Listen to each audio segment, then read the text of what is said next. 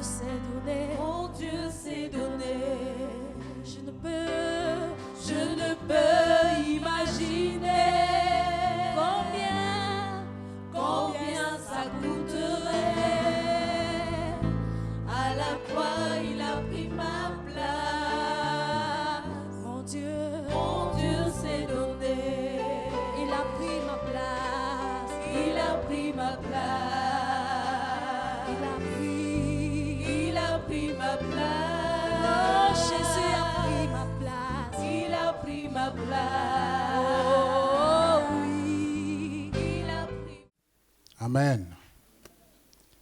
Alors, bien-aimés, ce matin, ou bien aujourd'hui, nous continuons dans notre étape vers l'accomplissement de notre thème prophétique de cette année, à savoir l'année 2026.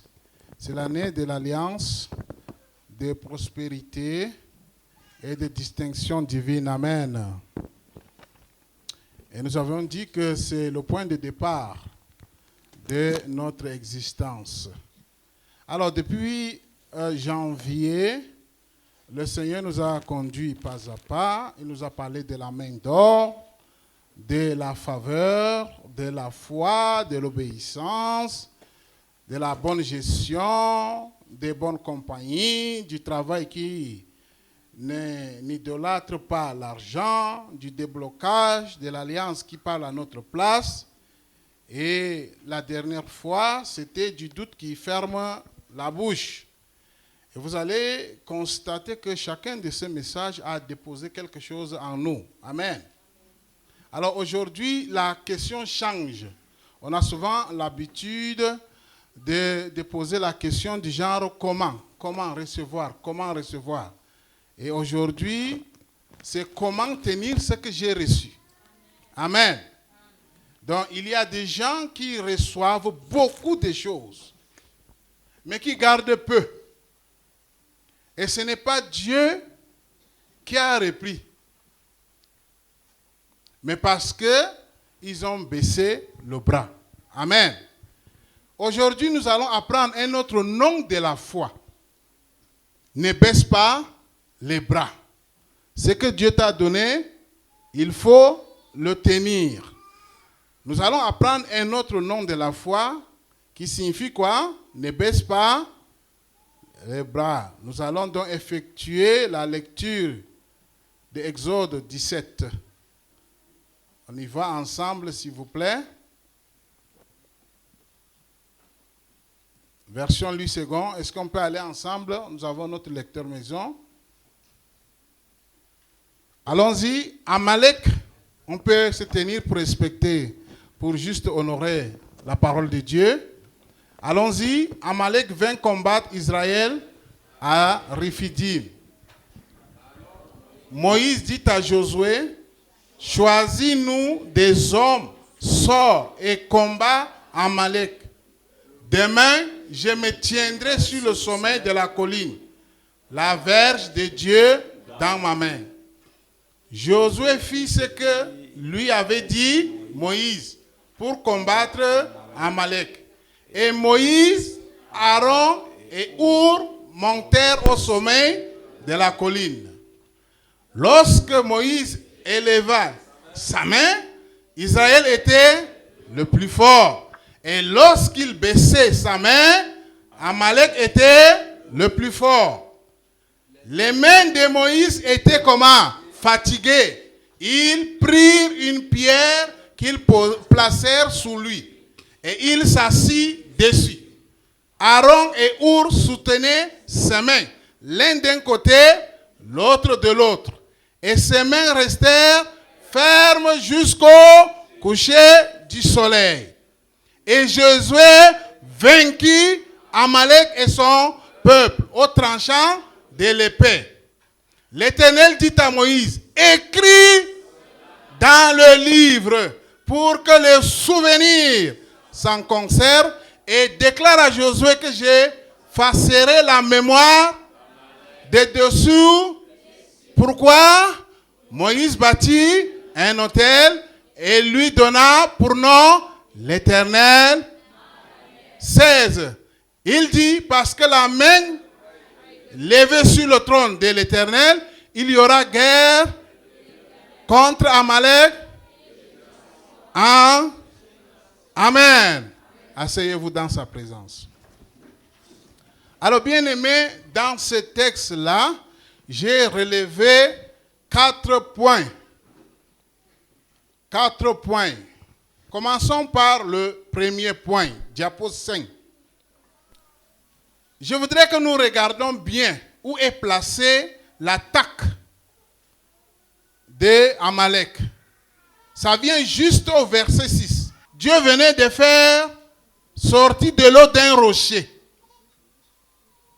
pour son peuple qui était assoiffé, et les personnes, et les animaux. Bref, tout le monde a bu et était content. Et c'est là exactement qu'Amalek arrive. Soyons attentifs. Nous sommes à la 11e étape de notre marche. Le texte de base aujourd'hui intervient, si vous voyez très bien, Amalek intervient juste après la bénédiction de l'eau.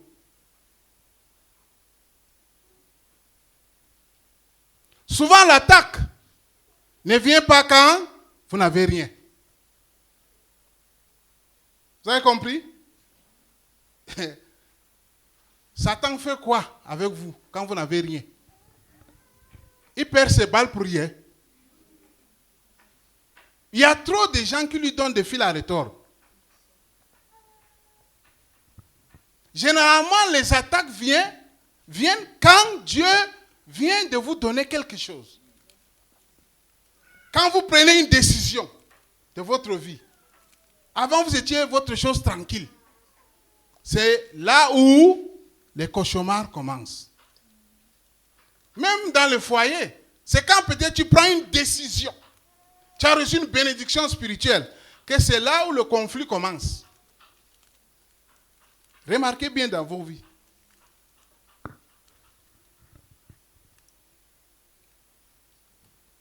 C'est le jour où votre commerce commence. Le jour où vous obtenez une ouverture, une opportunité.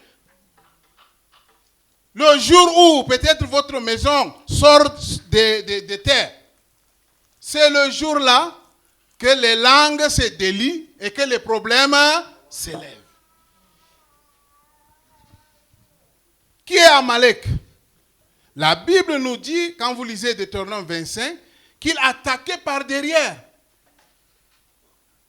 Il ne venait pas frontalement. Il ciblait les personnes qui étaient fatiguées. Donc voici sa méthode, comment elle se décline. Il ne cherchait pas les plus forts. Il cherchait les plus fatigués. Vous me suivez? La méthode d'Amalek, diapo 6. La méthode d'Amalek, c'est quoi? Il calcule la troupe. Les gens marchaient par troupe, n'est-ce pas? Et ceux qui traînaient les pas et qui étaient fatigués là, étaient donc la cible d'Amalek. Et donc ce matin, aujourd'hui, ce message s'adresse à des fatigués comme moi. Amen. Vous me suivez? Je m'adresse aux fatigués.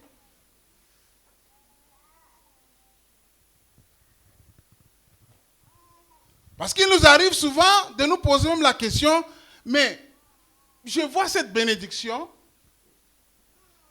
je crois que je suis déjà au large, mais c'est là où les choses commencent. Et on se demande si est-ce que Dieu m'a vraiment béni. Hein? Il y a un autre évangile qui nous dit que si Dieu nous a vraiment bénis, on ne devrait pas avoir ces problèmes.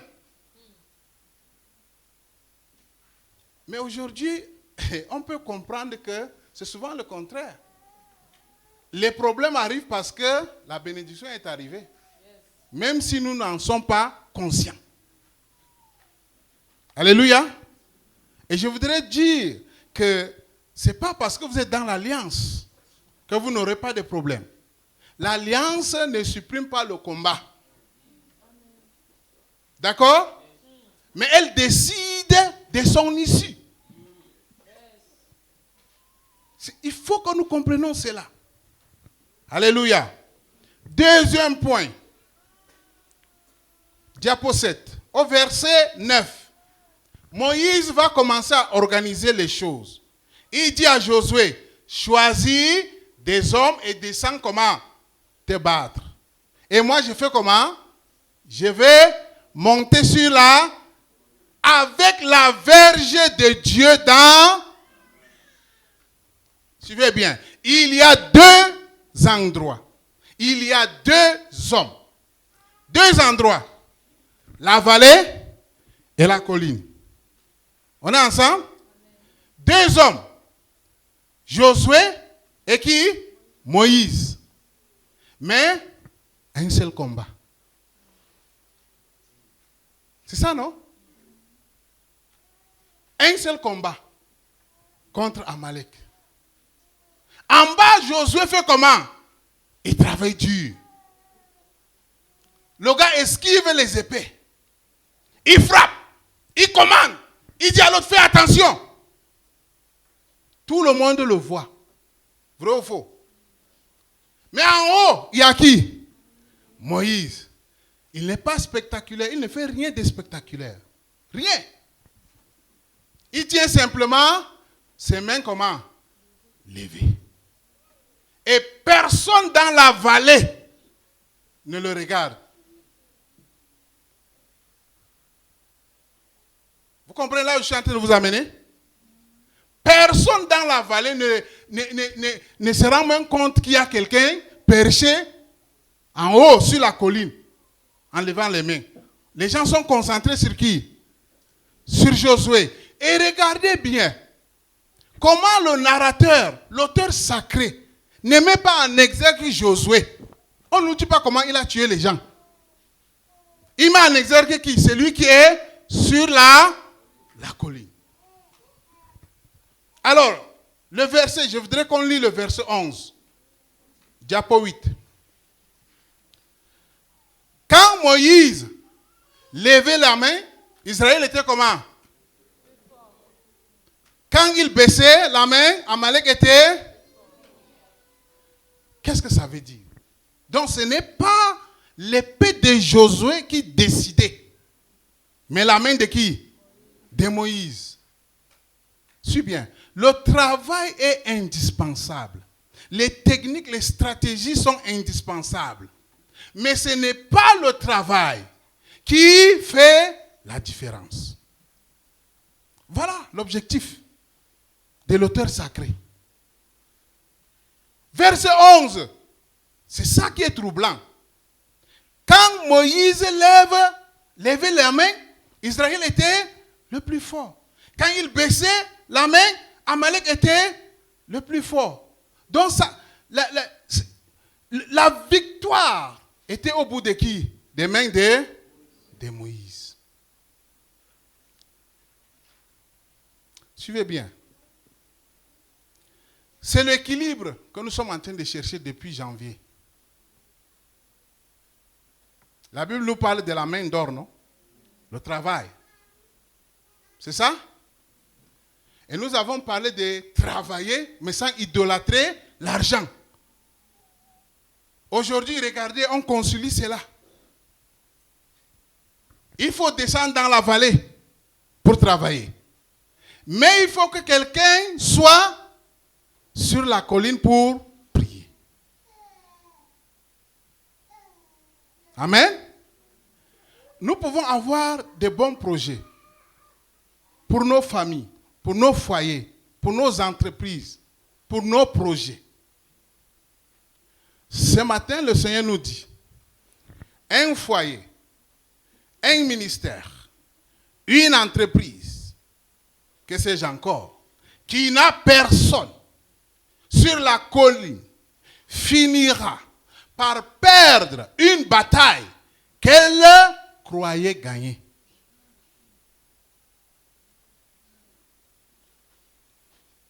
D'accord? Merci. Et je m'en vais donc vous poser cette question très simple.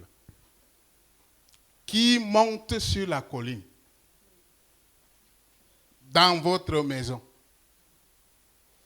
Puisque nous sommes à l'ère où nous tous deux, papa et maman, nous sortons pour faire les dos.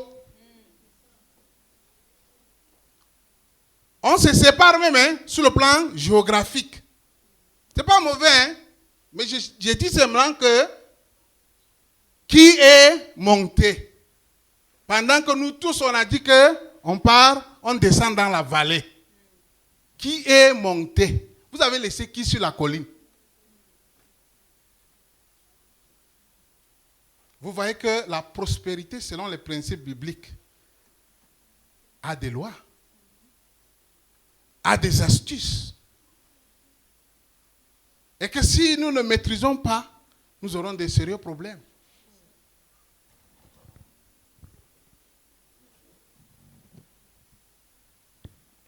Les gens du monde connaissent ça.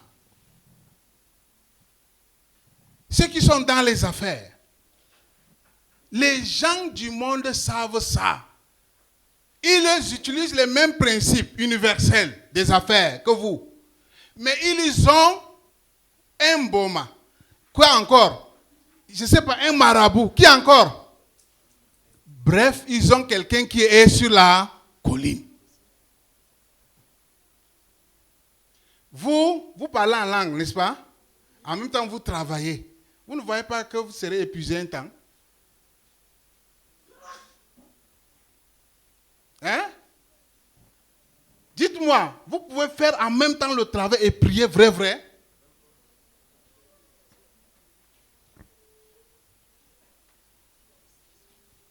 Quelqu'un doit lever la main pour toi. Hein? Si tout le monde est en bas, à courir après l'argent, et que personne ne prie, ne vous étonnez pas des résultats. On est ensemble là?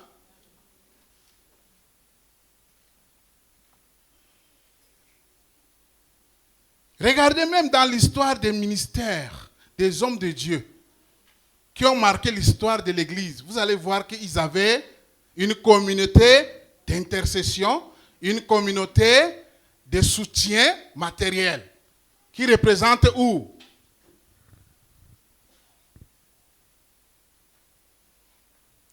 Troisième point, verset 12, diapo 9. Et c'est là le cœur de notre message.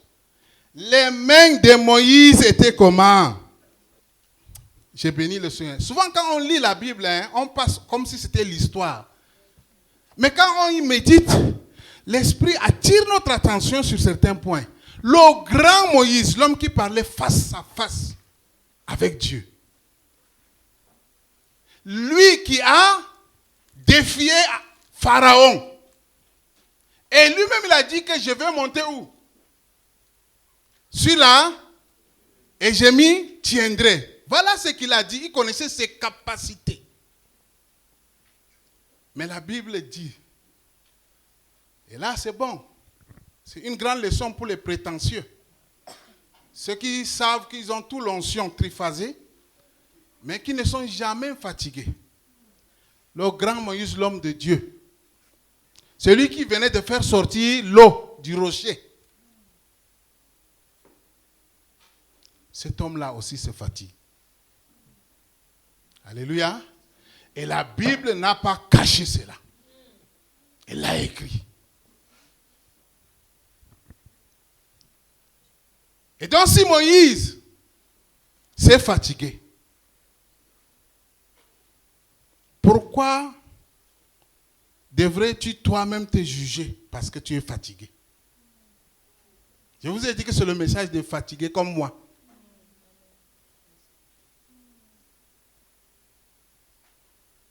On est ensemble? Il y a des serviteurs qui ont péri. Tout simplement parce qu'ils étaient one-man show. Et ils n'ont pas voulu partager le fardeau. Fatigue jusqu'à mort sans suivre. Il y a des personnes, des mamans, des papas, des responsables qui portent depuis des années des fardeaux et qui n'osent pas avouer que leurs bras tremblent. Vous me suivez? Vous qui cachez vos problèmes, vous qui êtes fatigués sous le poids de ce que vous supportez seul là, je suis en train de vous dire que vous êtes en danger. Vous êtes en danger pas parce que vous ne pouvez pas porter, mais parce que vous êtes seul. Vous me suivez? Et être fatigué n'est pas un péché. Je vais parler à des gens qui ont des maladies incurables et qui pensent que le dire c'est une honte. On achète la maladie quelque part. Imaginez-vous un commerçant de maladies. Il a un seul client, ma fille. Hein? Espérance, dis-moi. Tu pars au marché, tu vas à la boutique des maladies où on vend les maladies. Tu vas acheter.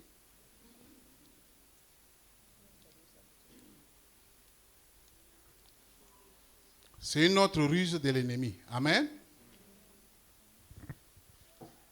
Ce qui est dangereux, ce n'est pas le fait d'être fatigué. Mais c'est le fait d'être fatigué tout seul.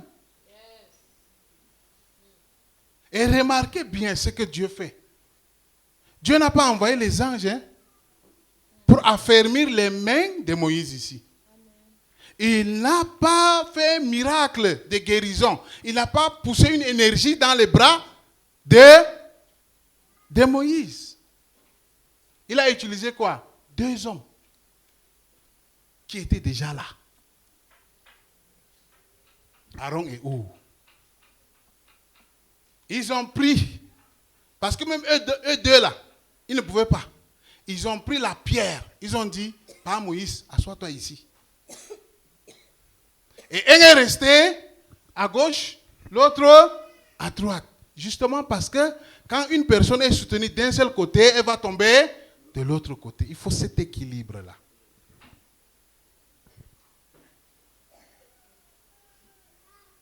Et je voudrais que vous remarquiez, Diapo dit s'il vous plaît, remarquez 3 choses dans ce geste-là. Moïse, le grand Moïse, accepte de s'asseoir. Bishop, je te parle ce matin, accepte, même si tu fais le selfie avec Dieu. Tu comprends, non? Tu es humain. Accepte de t'asseoir. Je dis bien, même si tu as la grâce de faire le selfie chaque matin avec Dieu, accepte de t'asseoir. Dis comme ça à ton voisin ou à ta voisine. Moïse n'a pas dit, je suis un grand homme de Dieu. Je parle face à face avec qui? Je vais donc me tenir. Puisqu'il a dit, lui croyait en ses capacités, mais il ne connaissait pas l'ampleur de la chose. Il a oublié qu'il était aussi déjà âgé. Il a oublié qu'il était humain. Il croyait. Mais en homme prévisionnel, il avait déjà mis autour de lui un certain nombre de choses. Vous me suivez? Il n'était pas allé seul, comme les one-man show là. Il est allé en compagnie avec 2 personnes. Regardez un peu Hur et Aaron. Est-ce qu'ils ont dit quelque chose? Est-ce qu'ils ont même dit que, comme vous voyez là, c'est nous qui soutenons Moïse? Ils n'ont rien dit. Ils n'ont même pas conseillé. Ils n'ont que fait leur travail. Vous me suivez?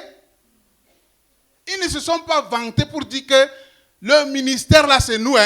Si nous là on n'était pas là. Ils n'ont que fait jusqu'au soir. Écoutez ce que la Bible dit. Ses mains restèrent fermes jusqu'au coucher. Et il y a un mot intéressant ici. L'autre nom de la foi. Et c'est souvent ce que je dis aux étudiants, on ne prêche pas à partir d'une concordance. Vous comprenez? Si vous tapez sur une concordance, mot foi, on vous fait sortir le mot foi dans tous les textes, n'est-ce pas? Mais ça n'a pas de sens, le même sens. Les contextes diffèrent. Nous avons appris ici que la foi est un sentiment de cœur. Quand vous lisez Hébreu, vrai ou faux? C'est la définition philosophique de la foi. Mais ici, on se rend compte que la foi a un autre nom. Et le mot qu'on a utilisé ici, c'est Emouna. Emouna. Emouna, c'est l'ancienne racine d'où vient le mot Amen. Et on dit, en français, on lit ça, non? On dit, ses mains restèrent fermes. En fait, en hébreu, on lit ça comme ça, littéralement, ses mains furent fermetées. Vous comprenez ça? Ses mains furent comment? Fermetées. Et donc la foi ici, c'est quoi? Une main qui ne redescend pas. Voilà un autre nom de la foi. Une main qui fait comment? Qui ne... Emouna. Dis comme ça à ton voisin. Emouna. Alléluia. Alors, permettez-moi de vous poser des questions. Et je voudrais que vous répondez dans votre cœur. Sincèrement, premièrement, qui sont vos Aaron et Our? Ou bien je te tutoie. Qui sont tes Aaron et tes Our? Est-ce que tu peux citer une personne vrai, devant Dieu? Vous voyez, vous naviguez à vue. C'est pourquoi même un petit cafard comme ça là peut vous fracturer. Parce que vous n'avez pas les Aaron et les Our. Bon, maintenant, depuis que vous cachez ce fardeau seul-là, vous n'êtes pas fatigué? Hein? Or, si vous y aviez des Aaron et des Our, ils allaient vous soutenir même émotionnellement. Et vous allez tenir longtemps encore. Regardez la société occidentale, les gens meurent pourquoi? Parce que c'est l'individualisme. Quelqu'un, tu as tes problèmes et c'est là, quand tu es isolé, c'est là où les démons viennent encore sur toi. Est-ce que vous avez, je répète la question, est-ce que tu as, parlons en frère, qui sont tes Aaron et tes Our? Si tu ne peux pas citer une personne, c'est que tu es comment? En danger. Et comme aujourd'hui, comme quelqu'un disait, comme tu sais déjà que tu es en danger, c'est que tu n'es plus, parce que tu dois te trouver les Aaron et Our.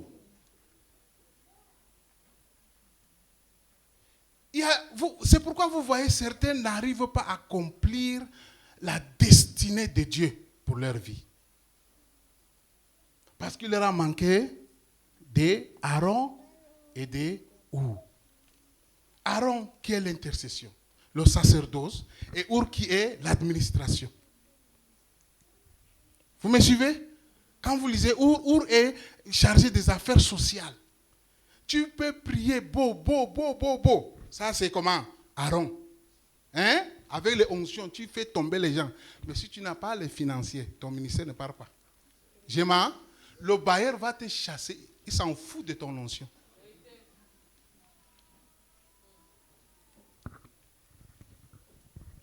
Amen. Le côté social est important. Alors, vous voyez comment c'est intéressant. Comme je vous le signalais tantôt, l'auteur sacré a plus mis l'accent sur les gens qui sont sur la montagne. Parce que c'est eux qui décident de l'issue de la bataille qui s'est passée où? Dans la vallée. Deuxième question. Qui êtes-vous? De qui êtes-vous Aaron? Ou Our? C'est les deux questions, hein? Pile face. Tu dois avoir des Aaron et des Our, tout comme toi aussi, tu dois être Aaron ou voilà.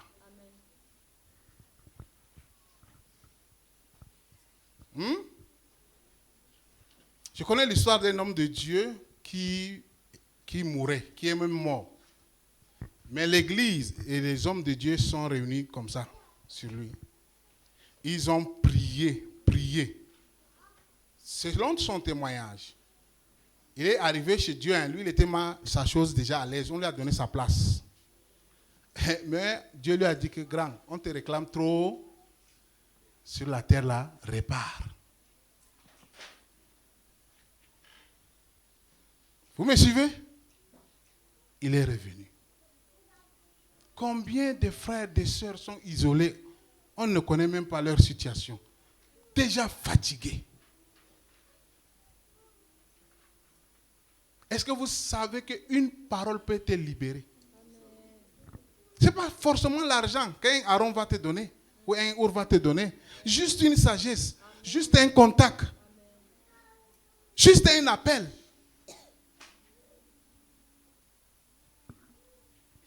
Quatrième point. Verset 13. Et diapo 13 également. La bataille est gagnée. Au verset 13. C'est ça, non? Et que fait Moïse? Il construit un monument avec son nom. C'est ça? Il bâtit un autel. Et il l'appelle comment? L'Éternel est. Et pour ceux qui sont dans l'armée, ils connaissent. Même si c'est la même armée, hein, d'un même pays, les bataillons, etc., souvent ont leur bannière à eux. Donc, dès que vous voyez, quand c'est ici, vous savez que ici c'est tel corps d'élite ou bien de tel, etc. D'accord? Et c'est ça aussi la distinction. Amen? C'est ça aussi la distinction. Et ce qui est intéressant, suivez bien, l'acte. Il a fait 2 actes. On lui a demandé de faire 2 actes, 2 mémoires. Écriture et quoi? Adoration. Ça veut dire que quoi? Et d'habitude, nous faisons cela, mais sans connaître la portée. Je vais donc vous dire, chaque fois que tu vas engager une victoire, tu vas faire comment? Il faut bâtir un autel et il faut écrire. Il faut témoigner cela à tes enfants. Il faut que tes enfants sachent que la maison que ils sont dedans là, tu n'as pas détourné, qu'ensemble vous avez prié et voici le miracle que Dieu a fait. Est-ce qu'on se suit? Il faut que nos enfants, ceux qui sont avec nous, sachent qu'ils savent, apprennent et connaissent qu'ici il y a eu la main de Dieu. Vous, vie privée là, vous pensez que vous dépassez les Moïse là? Hein? Normalement, être un homme fatigué, un homme de Dieu fatigué là, c'est une vie privée, non? Est-ce qu'il doit dévoiler ses fesses devant l'assemblée? Pas du tout, non? Je vous pose la question. Quand par exemple un homme de Dieu va vous parler de ses faiblesses, vous allez dire est-ce qu'il est obligé de nous parler? Vous comprenez maintenant la profondeur? Le gars est fatigué. Vous êtes toujours avec vos choses culturelles là. Rentrons dans le paradigme de la Bible. Amen. Est-ce que tu as une destinée? Si oui, les Amalek, on te dit que c'est des générations en... Amalek là, c'est le descendant de le grand frère de Jacob. Hein. Vous connaissez, non? Ça dit Esau. et Jacob. Donc Amalek là est le fils et le descendant de qui? Israël est descendant de Jacob. Donc ils ont un même grand-père. Mais Amalek ici symbolise déjà Satan. Parce qu'il a osé lever sa main sur le trône de Dieu. Est-ce que vous voyez la profondeur spirituelle là? Il n'y avait pas l'autel. Mais quand il a bâti l'autel, qu'est-ce qu'il a dit? Amalek a osé lever la main. Ton acte d'adoration, toute personne qui osera lever sa main contre ton acte d'adoration, vous comprenez la malédiction? C'est une malédiction générationnelle.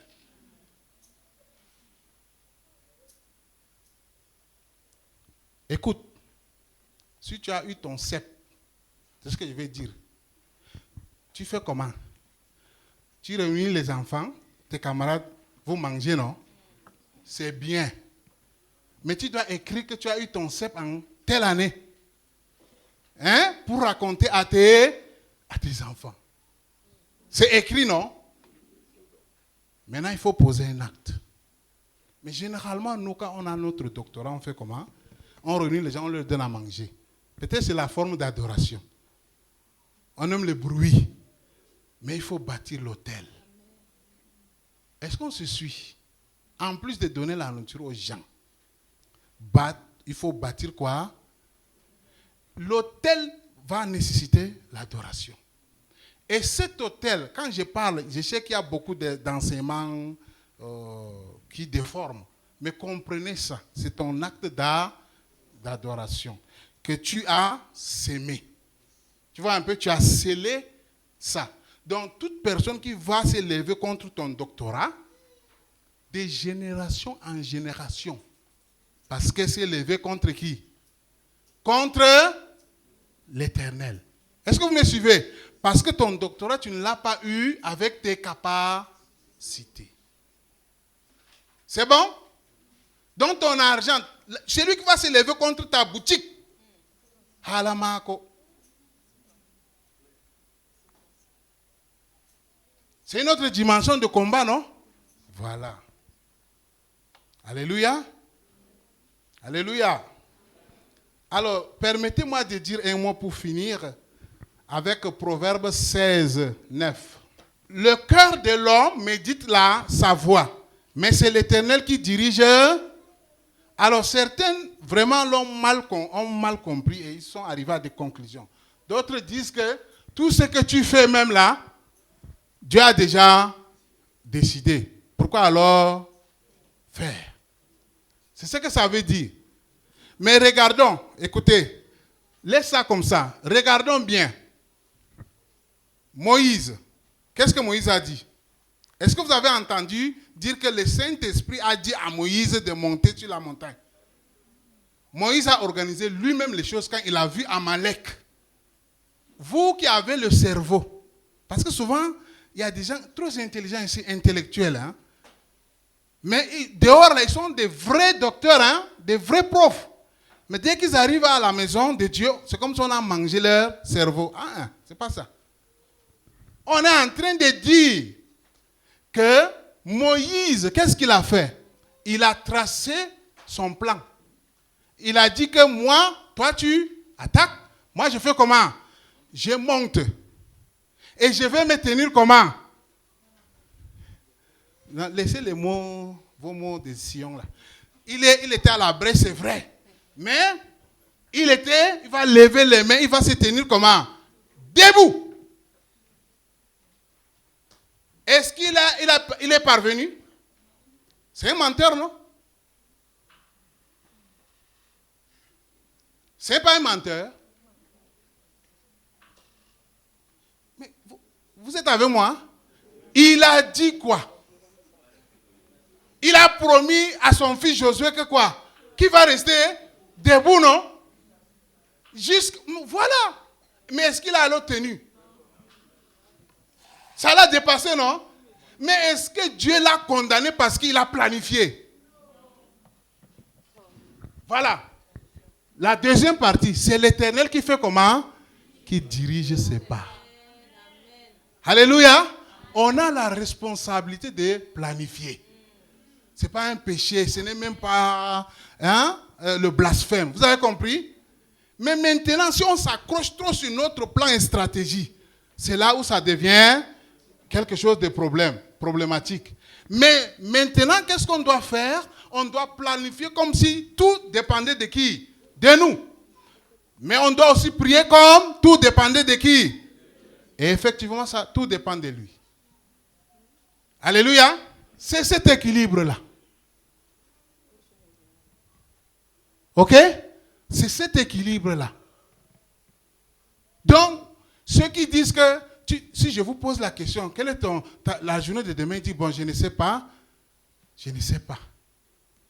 Vous voyez, vous ne pouvez pas venir me dire, vous dites que quel est ton programme de demain, je ne sais pas. C'est que j'ai bu le tramol.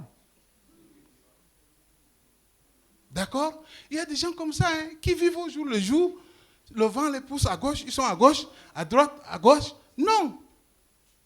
Ce n'est pas ça, les hommes et les filles de l'Alliance. Amen. Les hommes et les filles de l'Alliance font comment? Ils planifient. Ils planifient et ils mettent tout de leur côté. Il a dit qu'il va se tenir debout. Mais un homme intelligent, il a fait comment? Il a pris Aaron et Our avec lui. Et vrai, il tenait à sa parole. Mais les réalités de la vie l'ont rattrapé. Les réalités de la vie l'ont rattrapé. Ce n'est pas qu'il était menteur, non. Et alors, les autres ont dit, comme il y a beaucoup de pierres ici, on pousse une pierre. Grand, assois-toi ici. Et le principe, c'était les mains levées. Tu vois que ta foi a besoin de Our et qui? Oui. Vous voyez qu'aujourd'hui, la foi se déplace du cœur pour la pratique. C'est la main qui ne redescend jamais.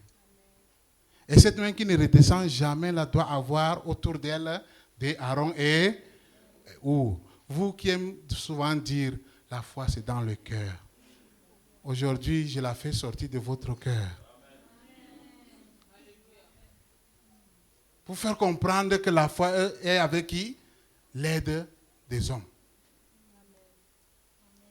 L'aide des hommes que Dieu a placé autour de vous. Alléluia. Alors, diapo 16, nous allons nous lever. Diapo 16. Alors, on peut réviser ensemble. On est comme à l'école, je sais que vous êtes des papas, des mamans, il n'y a pas de problème. En une, on résume ce qu'on a vu aujourd'hui. Allons-y ensemble, les enfants.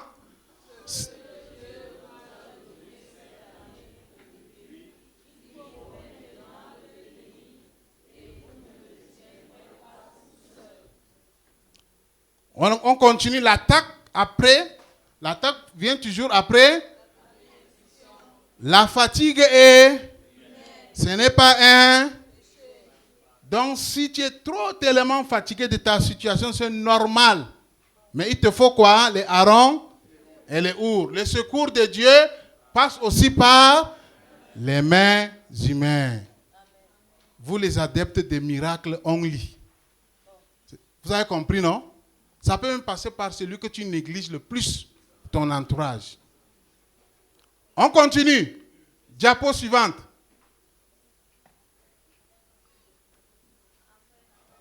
Non, ceux qui sont attaqués, il y en a. Les fatigués comme moi, il y en a.